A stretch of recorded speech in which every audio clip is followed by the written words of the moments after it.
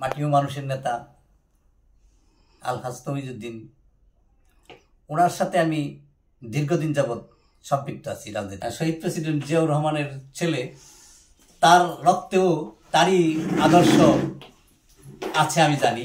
তার নীতি আদর্শে সে অটুট, সে হবে অনেক সৎ এবং তার যোগ্যতা এখন সৃষ্টি হয়েছে।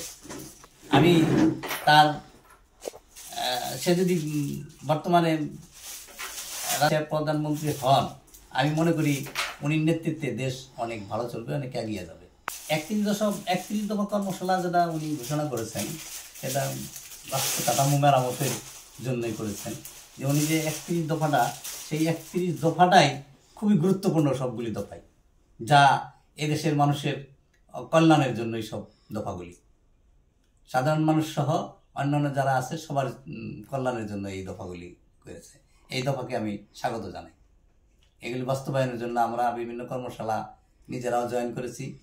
আমি আগামী ঈদ উল ফিতর উপলক্ষে আমার সচিবালয় ইউনিয়নবাসীকে আমার আন্তরিক ধন্যবাদ, শুভেচ্ছা এবং মোবারকবাদ জানাই।